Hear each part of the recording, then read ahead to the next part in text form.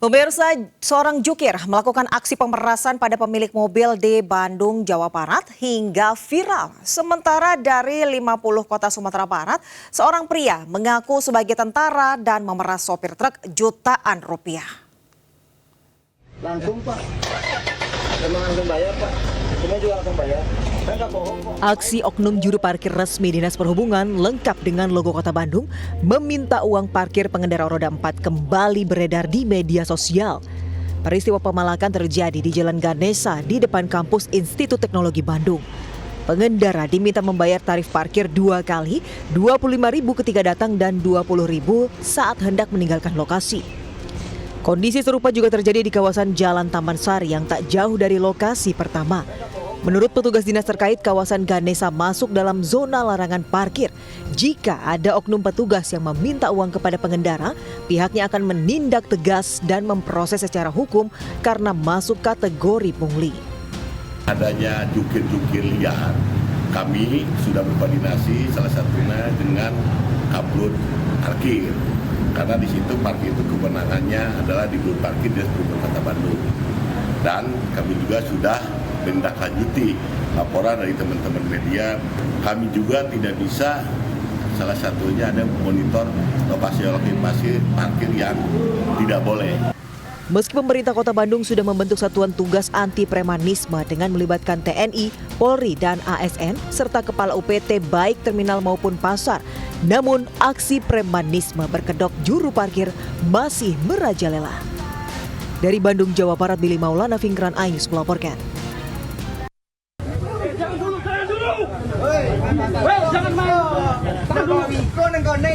RAN tak berkutik saat dikepung warga di Jorong Panang Kenagarian, Tanjung Balin, Kabupaten 50 Kota, Sumatera Barat. Pria ini kemudian diamankan anggota TNI dan petugas Polsek Pangkalan karena telah melakukan pemerasan dan penipuan terhadap sopir truk yang melintas di Jalan Lintas Sumatera Barat, Riau. Dalam aksinya, pelaku menakuti korban dengan korek api berbentuk senjata api dan meminta uang senilai Rp2 juta. Modusnya, pelaku menghentikan truk bermuatan batu yang dikemudikan korban, kemudian meminta ganti rugi dengan alasan kaca mobilnya pecah akibat tertimpa muatan batu dari truk korban. Di hadapan polisi, pelaku mengaku nekat menjadi tentara gadungan karena terdesak untuk membayar utang. Pelaku diketahui telah 6 kali melancarkan aksinya dengan modus yang sama. Kini pelaku harus mendekam di sel tahanan Mapolres 50 Kota dan terancam hukuman 4 tahun penjara. Dari Kabupaten 50 Kota, Sumatera Barat, Agung Sulistyo Ainus melaporkan. Sekelompok remaja mengeroyok seorang wanita hingga alami luka cakar dan lebam di Makassar, Sulawesi Selatan. Sementara dari Gunung Saeng, Bondowoso, Jawa Timur, petugas evakuasi pendaki yang terjatuh ke jurang sedalam 150 meter.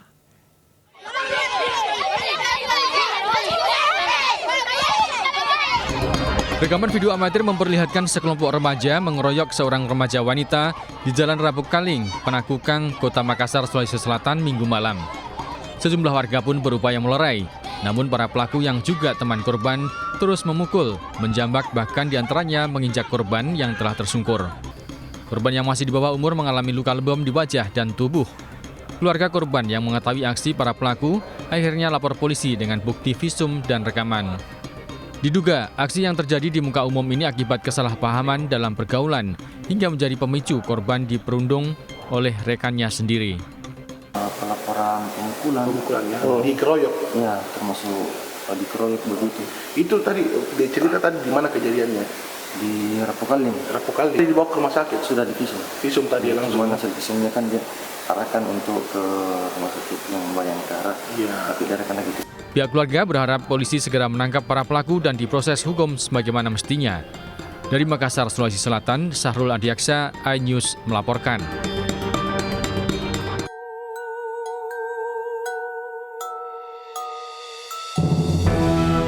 Jenazah Fahrul Hidayatullah alias Baim, 18 tahun, asal Kecamatan Bangsal Sari ini dievakuasi dari jurang dengan kedalaman kurang lebih 150 meter. Jenazah kemudian dievakuasi secara estafet oleh petugas gabungan dari puncak Gunung Saeng menuju posko SAR di Desa Sumberwaru, Kecamatan Binakal. Selanjutnya jenazah langsung dibawa ke kamar mayat Rumah Sakit Bayangkara Bondowoso untuk diautopsi. Setelah itu jenazah langsung dibawa pihak keluarga ke Jember untuk disemayamkan. Ke posko kita secara estafet karena untuk menghemat tenaga teman-teman juga. Pak, tadi informasinya bambunya sempat patah ya Pak ya untuk ngangkut tandu itu ya Pak? Ya, karena medan ya terlalu sempit, kita butuh juga istilahnya. Sebelumnya insiden terjadi saat korban bersama 4 rekan sekolahnya mendaki ke puncak Gunung Saeng. Dalam perjalanan pulang, korban terjatuh ke jurang. Gunung Saeng diketahui merupakan salah satu destinasi pendakian yang akhir-akhir ini banyak diminati. Gunung ini dituju para pendaki yang berburu sunset dan keindahan alam. Dari Bondowoso, Jawa Timur, Rizky Amirul Ahmad, iNews melaporkan. Pemirsa, akibat ambulans tak bisa melintas karena akses jalan rusak parah, jenazah warga di Lebak, Banten terpaksa ditandu sejauh 2 km. Warga pun bergantian membawa jenazah dengan alat seadanya.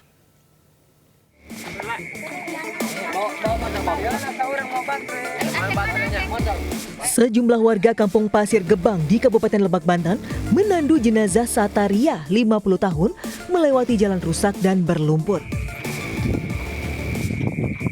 Dengan menggunakan bambu dan kain sarung sebagai tandu darurat, warga secara bergantian menandu jenazah menuju rumah duka.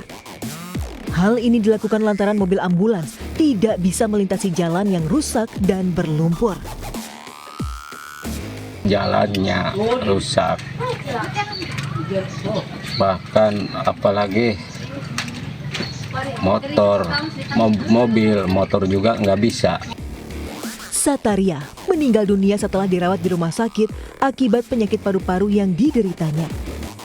Warga terpaksa menandu jasad wanita tersebut karena tidak ada alternatif lain. Warga berharap pemerintah turun tangan memperbaiki infrastruktur desa mereka agar hal serupa tidak terus terjadi. Dari Lebak, Banten, Iskandar Nasution, iNews melaporkan. Kita ke informasi lainnya, pemirsa, 430 warga mengungsi akibat ratusan rumah rusak dan roboh karena tanah bergerak di Brebes, Jawa Tengah. Sementara di Surabaya, Jawa Timur, 2 pemotor luka parah akibat tertimpa dahan pohon berukuran besar.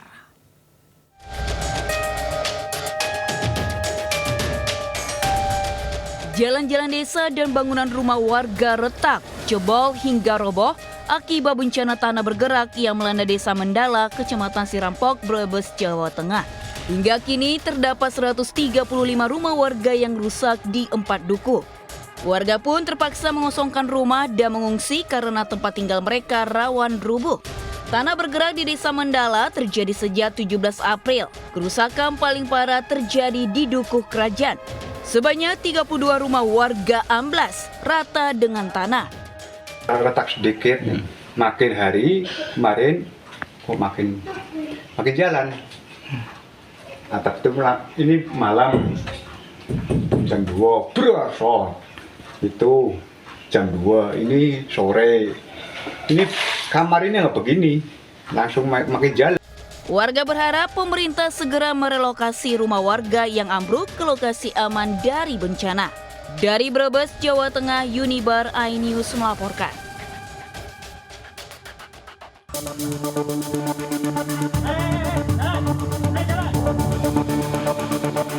Tim medis dari PMI Kota Surabaya berupaya menolong Farhan Perdana, 27 tahun, dan Jessica, 23 tahun, yang tertimpa dahan pohon saat melintas di Jalan Raya Rungkut Industri Sier, Surabaya.